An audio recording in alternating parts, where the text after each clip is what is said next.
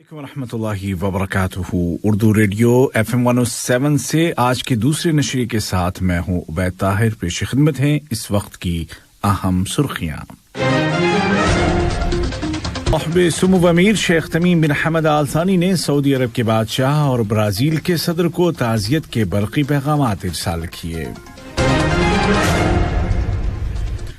Doha بین الاقوامی کتاب میلے کا آج آخری دن ہے. وزیر ثقافت نے کہا ہے کہ قطر کا ثقافتی سفر جاری اور ساری رہے گا. قطر نے ویانا میں عرب سفیروں کی کونسل کی صدارت سنبھال لی ہے، جو عالمی سطح پر قطری سفارتکاری کی ایک اور کامیابی ہے. اور پاکستان، انڈیا، سری لنکا، انگلینڈ اور ساؤتھ افریقہ کی کرکٹ ٹیمیں انڈر 19 ورلڈ کپ کرکٹ کے کوارٹر فائنل میں پہنچ گئی ہیں. اور اب پیش خدمت ہے اردو ریڈیو قطر FM 107 سے آج کا دوسرا مفصل نشریہ.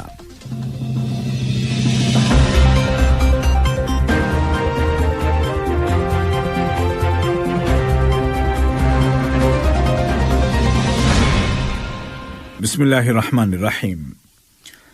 صاحب سمو امیر شیخ تمیم بن حمد آل ثانی نے سعودی عرب کے فرمانروا شاہ سلمان بن عبدالعزیز آل سعود کو شہزادی سیتا بنت جلوی بن سعود بن عبدالعزیز آل سعود کی وفات پر تعزیت کا برقی پیغام ارسال کیا. اسی طرح صاحب سمو امیر نے برازیل کے صدر جناب جیر بولسونارو کو ان کی والدہ کی رحلت پر تعزیتی پیغام روانہ کیا. نائب امیر شیخ عبداللہ بن حمد آل ثانی نے بھی سعودی عرب کے بادشاہ اور برازیل کے صدر کو اسی مناسبت سے تعزیت کے برقی تار روانہ کیے.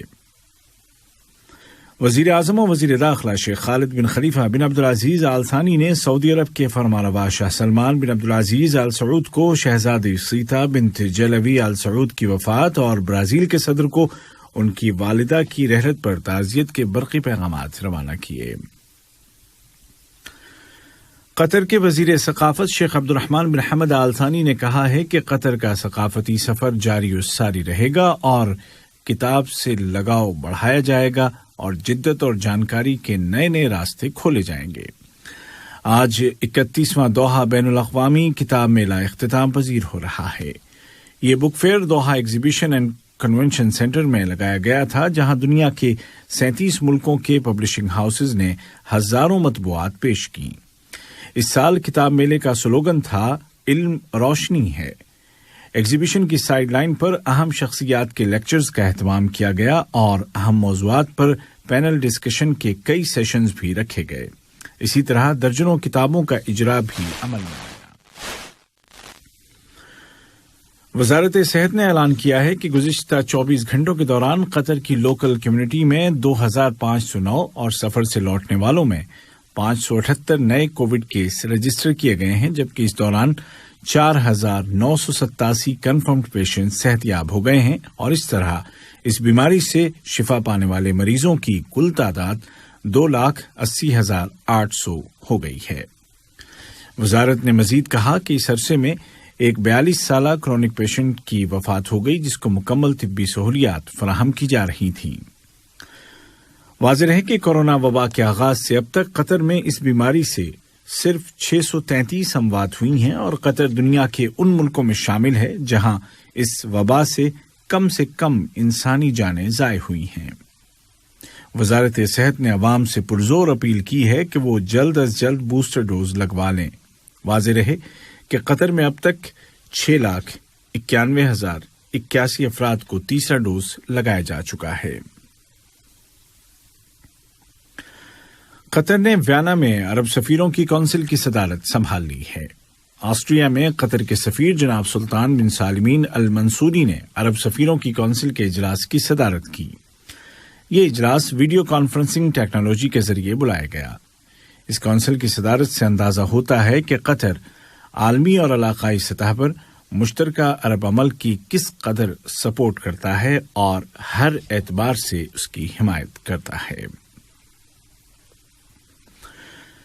لیبیا کے دارالحکومت طرابلس یا تریپولی میں قطر کے سفیر جناب خالد محمد الدوسری نے لیبیا کے لیے اقوام متحدہ کے سیکریٹری جنرل کی خصوصی مشیر محترمہ اسٹیفنی ولیمز کے ساتھ ملاقات کی، جس کے دوران قطری سفیر نے کہا کہ قطر آئینی اصولوں اور اس روڈ میپ کے مطابق لیبیائی عوام کی سپورٹ کا پابند ہے جس کے تحت صاف و شفاف الیکشن کرایا جائے جس میں عوام کی امنگیں پوری ہوں اور لیبیا کے مفادات اور سالمیت کا تحفظ ہو۔ قطری سفیر اور اقوام متحدہ کی اہلکار کے درمیان ہونے والی اس ملاقات کے دوران لیبیا کی تازہ صورتحال اور قطر اور اقوام متحدہ کے دو طرفہ تعلقات پر تبادلہ خیال کیا گیا۔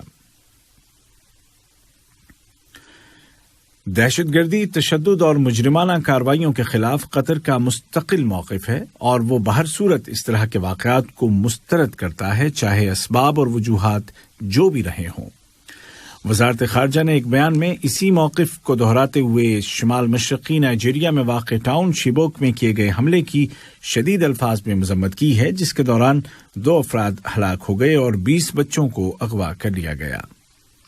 بیان میں وزارت خارجہ نے ہلاک کیے گئے افراد کے اہل خانہ کے ساتھ تعزیت کا اظہار کیا اور امید ظاہر کی کہ اغوا کیے گئے بچے جلد رہا کر دیے جائیں گے اور وہ اپنی فیملیز کے ساتھ آ ملیں گے۔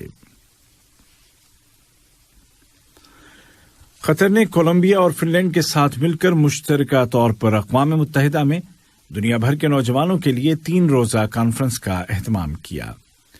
تینوں ملکوں کے نمائندوں نے کانفرنس کے اختتام پر ایک اعلیٰ سطحی مشترکہ بیان میں کہا کہ جلد از جلد نوجوانوں اور امن و سلامتی کے لیے اعلان کردہ ایجنڈے پر پوری دنیا میں عمل درآمد کیا جانا چاہیے۔ اقوام متحدہ کے جنرل سیکریٹری جناب انتونیو گوتریش نے اپیل کی ہے کہ یمن میں کشیدگی میں اضافہ نہ کیا جائے اور بقول ان کے اس خالی کڑی کا خاتمہ کیا جائے جس کی وجہ سے صورتحال خراب ہو رہی ہے۔ انہوں نے مزید کہا کہ یمن میں فائر بندی، بندرگاہوں اور ہوائی اڈوں کو کھولنے اور مسئلے کے حل کے لیے سنجیدہ بات چیت کی ضرورت ہے۔ ادھر زمینی سطح پر فوجی کشیدگی ہنوز برقرار ہے۔ فوجی اتحاد کا کہنا ہے کہ سعودی عرب کی فضائی دفاع نے خمیس مشید نامی شہر کی طرف فائر کیے گئے ایک بیلسٹک میزائل کو فضا میں ہی تباہ کر دیا۔ فوجی اتحاد نے کہا کہ حوثی گروپ نے میزائل کے ذریعے خمیس مشید شہر کے ایک کمرشل سینٹر کو جان بوجھ کر نشانہ بنانے کی کوشش کی۔ فوجی اتحاد نے مزید کہا کہ یمن کے الحدیدہ اور مارب نامی صوبوں میں حوثیوں کے ٹھکانوں پر حملے کیے گئے ہیں۔ سعودی عرب کے زیر قیادت فوجی اتحاد نے بیان میں واضح کیا کہ اس نے سعدہ میں ایک جیل پر حملہ نہیں کیا اور اس سلسلے میں نشر کی گئی رپورٹیں بے بنیاد ہیں۔ یہ خبریں آپ اردو ریڈیو قطر FM 107 سے سن رہے ہیں۔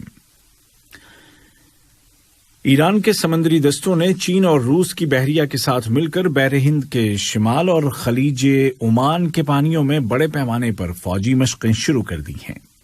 یہ مشقیں 17,000 کلومیٹر کے دائرے میں کی جا رہی ہیں اور ان کا سلوگن ہے امن اور سلامتی کی خاطر ہم ایک ساتھ ہیں۔ امریکہ کی میڈیا رپورٹوں میں امریکی اہلکاروں اور دیگر ذرائع کے حوالے سے کہا گیا ہے کہ روس نے حال میں ایران کو ایک عارضی ایٹمی سمجھوتے کے متعلق تجویز پیش کی ہے جس کے تحت اس پر عائد پابندیوں میں کچھ نرمی کر دی جائے گی اور اس کے بالمقابل ایران کے ایٹمی پروگرام پر کچھ پابندیاں دوبارہ لگا دی جائیں گی۔ ذرائع کے مطابق امریکہ کو روس کی اس تجویز کا علم ہے۔ دوسری جانب امریکی صدر جو بائیڈن کی انتظامیہ کو شدید تشویش لاحق ہے کہ مذاکرات کا وقت تیزی کے ساتھ ختم ہوتا جا رہا ہے۔ خبروں کے مطابق تاحال ایران نے روس کی تجویز قبول نہیں کی ہے۔ بھارت کے تجارتی ساحلی شہر ممبئی میں آج ایک ایئر کنڈیشنر میں شارٹ سرکٹ کی وجہ سے لگنے والی آگ میں کم از کم 6 افراد جل کر جاں بحق ہو گئے جبکہ 15 دیگر زخمی ہیں۔ پولیس کے مطابق زخمیوں میں سے 4 کی حالت تشویشناک ہے۔ پولیس نے بتایا کہ 19 منزلہ رہائشی اپارٹمنٹ والی بلڈنگ میں لگنے والی آگ کو کنٹرول کرنے میں 2 گھنٹے لگ گئے۔ آگ عمارت کی 15ویں منزل پر لگی تھی۔ مقامی رہائشیوں نے بتایا کہ 90 سے زیادہ افراد خود یا پڑوسیوں کی مدد سے بلڈنگ سے نکلنے اور جان بچانے میں کامیاب ہو گئے۔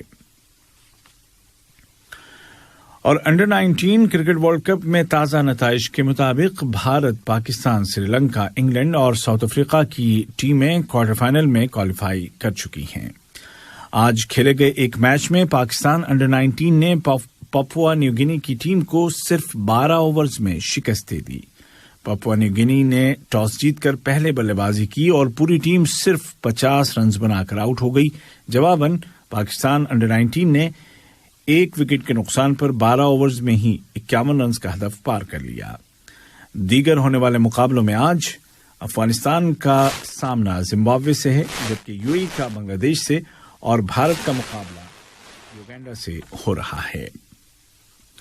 آج کا دوسرا نشریہ ختم ہونے سے قبل اس وقت کی اہم سرخیاں ایک مرتبہ پھر سن لیجیے۔ صاحب سمو امیر شیخ تمیم بن حمد آل ثانی نے سعودی عرب کے بادشاہ اور برازیل کے صدر کو تعزیت کے برقی پیغامات ارسال کیے۔ دوحہ بین الاقوامی کتاب میلے کا آج آخری دن ہے۔ وزیر ثقافت نے کہا ہے کہ قطر کا ثقافتی سفر جاری اور ساری رہے گا۔ قطر نے ویانا میں عرب سفیروں کی کونسل کی صدارت سنبھال لی ہے، جو عالمی سطح پر قطری سفارتکاری کی ایک اور کامیابی ہے۔ اور پاکستان، انڈیا، سری لنکا، انگلینڈ اور ساؤتھ افریقہ کی کرکٹ ٹیمیں انڈر 19 ورلڈ کپ کے کوارٹر فائنلز میں پہنچ گئی ہیں۔ اسی کے ساتھ اردو ریڈیو قطر FM 107 سے آج کا دوسرا اور آخری نشریہ ختم ہوا۔ عبید طاہر اور تکنیکی معاون ہشام البلوچی کو اجازت دیجیے۔ خدا حافظ۔